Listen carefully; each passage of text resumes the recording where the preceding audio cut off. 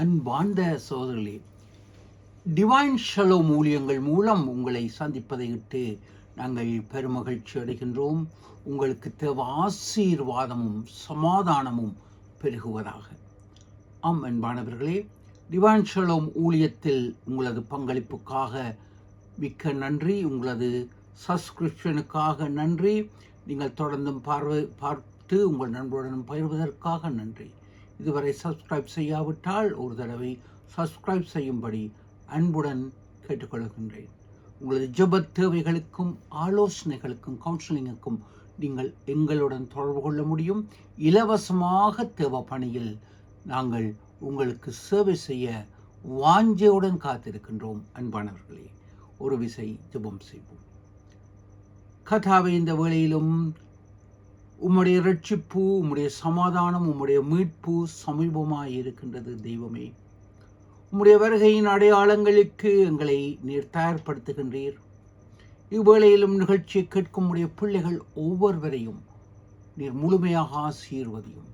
நிகழ்ச்சியை முழுமையாக கேட்கும் உடைய பிள்ளைகளை அபரிதமாய் ஆசீர்வதியும். கர்த்தாவே, நீங்கள் பேசுங்களே. இந்த வேளையிலும் சரீர வியாதி, மன துக்கம், பொருளாதார பிரச்சனைகள், குடும்ப சூழ்நிலைகள், சமுதாய சூழ்நிலைகள், தொழில் பிரச்சனைகள், இப்படியாக அநேக சூழ்நிலைகளில் பாதிக்கப்பட்டிருக்கின்ற பிள்ளைகளுக்காக ஜெபிக்கிறோம். தங்கள் பிள்ளைகளுக்காக ஜெபிக்கும் பெற்றோருக்காக கண்ணீருடன் ஜெபிக்கிறோம். கர்த்தாவே, பிள்ளைகளுடைய எதிர்கால வாழ்க்கையை குறித்து அங்கலாய்க்கும் பெற்றோருக்காக கர்த்தாவே கண்ணீருடன் ஜெபிக்கிறேன். கர்த்தாவே, அவர்கள் கண்ணீரை ஆனந்த களிப்பாய் மாற்றி ஒவ்வொரு பிள்ளைகளுடைய தேவைகளையும் எதிர்காலத்தையும் சுபீட்சமாய் மாற்றித்தாரும். கர்த்தாவே, பிழையான பாதையில் செல்லும் பிள்ளைகளையும் சரியான பாதையில் நடக்க நீர் வழி செய்யும். ஏற்ற துணைகளை அவருக்கு கால நேரத்துக்கு எடுத்து தாரும். ஐயா, நாட்டின் சமாதானத்துக்காக ஜெபிக்கிறோம். இஸ்ரேலும் அதன் சூழ நாடுகளுக்கும் சமாதானத்துக்காக நன்றி. இப்பொழுது விடுதலையாக்கப்பட்ட 20 மக்களுக்காக, யூதர்களுக்காக நன்றி எடுக்கின்றோம். கர்த்தாவே, இவர்கள் சரீர பிரகாரமாக மட்டுமல்ல, ஆன்மீக பிரகாரமாகவும் விடுதலை அடைந்து நாங்கள் எல்லாரும் ஒன்று சேர்ந்து உம்மை துதிக்க கிருபை தாரும். எங்கள் இந்திய இலங்கை நாட்டின் சமாதானத்தை ஆசீர்வதியும். வைத்திய சிகிச்சை எடுக்கும் பிள்ளைகளுக்கு வேண்டிய சுகத்தை கொடும். விசேஷித்த நாட்களை கொண்டாடும் உம்முடைய பிள்ளைகள் ஒவ்வொருவரையும் அபரிதமாய் ஆசீர்வதியும். கர்த்தாவே, நீங்கள் பேசுங்கள் ஐயா.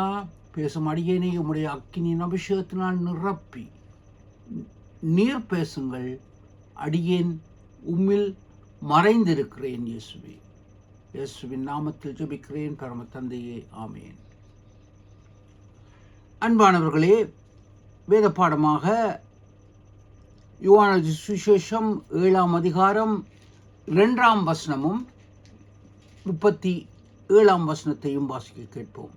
யூதருடைய கூடார பண்டிகை சமீபமாயிருந்தது. பண்டிகையின் கடைசி நாளாகிய பிரதான நாளிலே இயேசு நின்று சத்தமிட்டு, ஒருவன் தாகமாயிருந்தால் என்னிடத்தில் வந்து பானம் பண்ண கடவன். யூதருடைய கூடார பண்டிகை சமீபமாக இருந்தது. அங்கு இயேசு செல்கின்றார். முழுவதுமாக நான் வாசிக்கவில்லை நேரம் காரணமாக. அங்கு 14ஆம் வசனத்தில் இயேசு அங்கு எழுந்து நின்று அவர் உபதேசிக்கின்றார். 37ஆம் வசனத்தில் அங்கு பார்க்கின்றோம், ஒருவன் தாகமாயிருந்தால் என்னிடத்தில் வந்து பானம் பண்ண கடவன். அங்கு பலியிடப்படுகின்றது. அங்கு எருசலேம் தேவாலயத்தில் அங்கு பலிகள் செலுத்தப்படுகின்றன. அதன் பின்பு அங்கு சீலோவாம் குளம் இப்பொழுது அது கண்டுபிடிக்கப்பட்டிருக்கின்றது. அதன் பாதை அது தேவாலயத்துக்கும் அதற்கும் நெருங்கிய அது வழி இருக்கின்றது. அந்த சீலோவாம் குளத்திலிருந்து தண்ணீர் கொண்டு வந்து தேவாலயத்தை சுத்தம் செய்வார்கள். அது புதிய ஆரம்பமாக, புதிய வருடமாக அங்கு இருக்கின்றது. ஆம், 7ஆம் நாள் முடிவில் 7 பரிபூரணம், 8 ஆரம்பம். எனவே அங்கு பண்டிகையின் முடிவில் அங்கு கழுவப்படுகின்றது, புதிய ஆரம்பம். இயேசு கூறுகின்றார், நானே ஜீவ தண்ணீர், இன்னண்டை வாருங்கள் என்று கூறுவதை நாங்கள் பார்க்க கேட்கக்கூடியதாக இருக்கின்றது. அன்பான சகோதரர்களே, இன்றைய நாளிலும் நாங்கள் வேதத்தின் சரித்திரத்தை நாங்கள் மீட்டு பார்க்க கூடியதாக இருக்கின்றது. இன்று எங்கள் கண் முன்பு அன்று நடந்த அதே சம்பவம், சமுதாயம், பின்னணி இன்று 2025 ஆண்டு அக்டோபர் மாதங்களில் நடந்திருக்கின்றது. சற்று ஆச்சரியமாக இருக்கலாம்.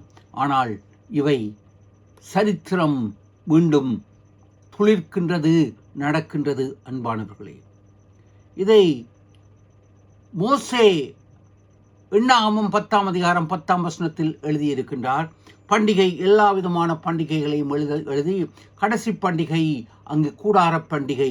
இந்த கூடார பண்டிகையில் நீங்கள் அதை ஆசரியுங்கள் என்று கூறுகின்றார்.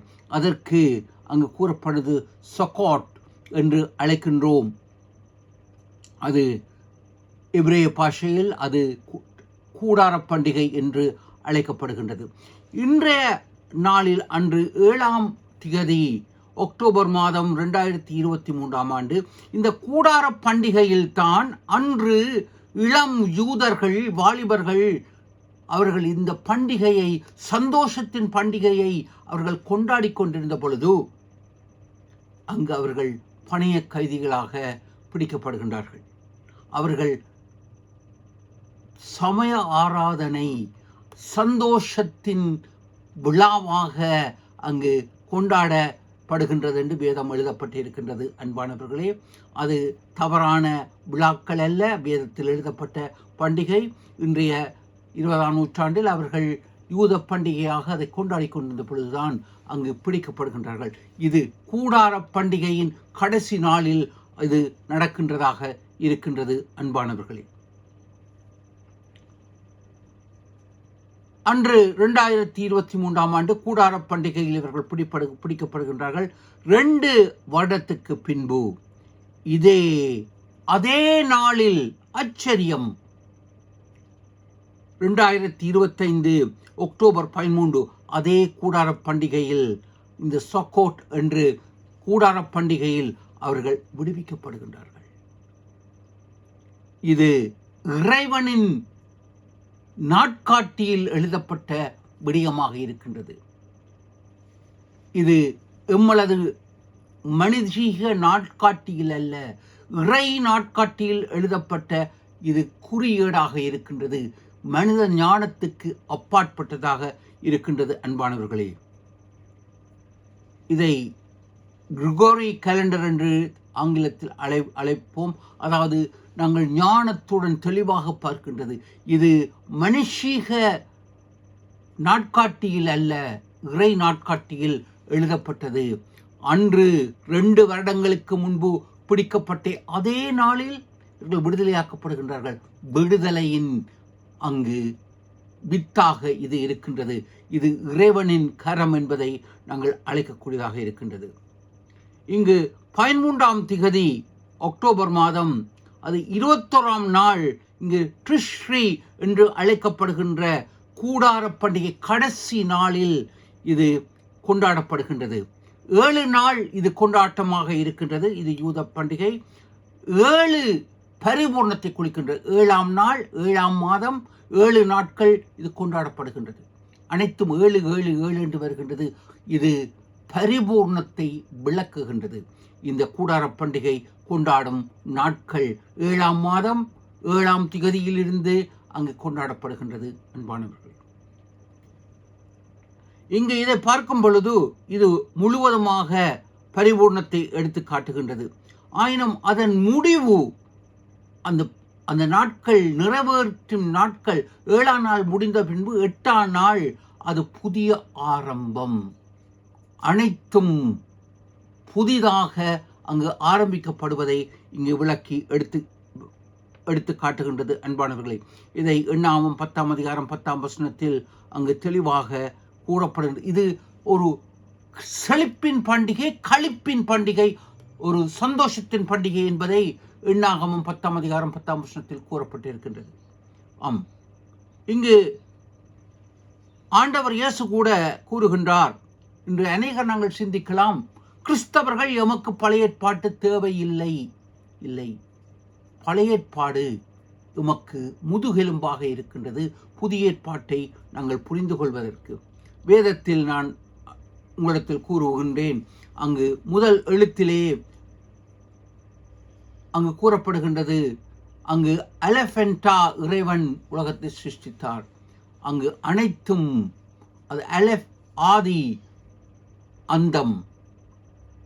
எனவே வேதாகமம் முழுவதிலும் கூறப்படுகின்றது கிறிஸ்து இயேசுவைத்தான் விளக்கி கூறுகின்றது. இங்கு யோவான் எழுதிய சுவிசேஷத்தில் 8ஆம் அதிகாரம் 56ஆம் வசனத்தில் இயேசு கூறுகின்றார், ஆபிரகாமின் நாளை சந்திக்க ஆசையாக இருந்தான், ஆயினும் நாளை கண்டான், களிகூர்ந்தான் என்று தெளிவாக பார்க்கின்றோம்.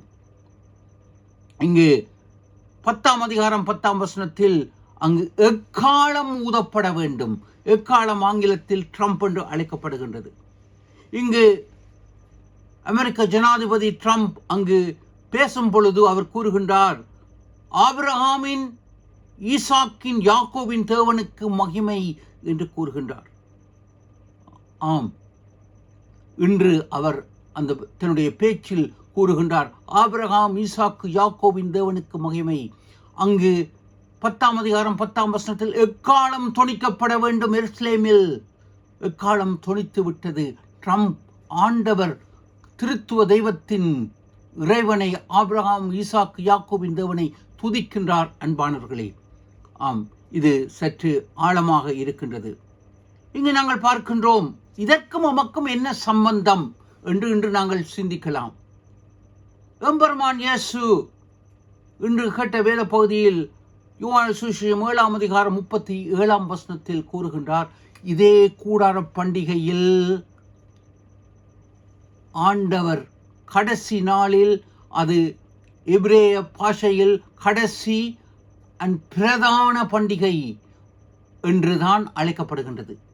ஆம், எபிரேய மொழியில் அந்த பிரதான பண்டிகை நாளில் அவர் கடைசி நாளில் நின்று 8ஆம் நாள் தொடக்கத்தில் அவர் 7ஆம் நாள் முடிவில், எவன் தாகமாயிருந்தால் என்னிடத்தில் வரக்கடவன், ஜீவ தண்ணீர் என்னிடத்தில் இருந்து புறப்படும். ஆம், அந்த இயேசு இன்று எங்களை அழைக்கின்றார். இன்று இவர்கள் விடுதலையாக்கப்பட்டார்கள். அது எதேச்சையாக அல்ல, இறைவனின் கரத்தில். அது அவர்கள் சரீர விடுதலையை மட்டுமல்ல, ஆன்மீக விடுதலையையும் எடுத்து கூறுகின்றது. இன்று ஆண்டவர் 7ஆம் அதிகாரம் 37ஆம் வசனத்தில் கூறுகின்றார், எவன் தாகமாயிருக்கின்றானோ அவன் என்னிடத்தில் வரக்கடவன், அவனிடத்தில் இந்த ஜீவ தண்ணீர் புறப்படும். ஆன்மீக ரட்சிப்பு.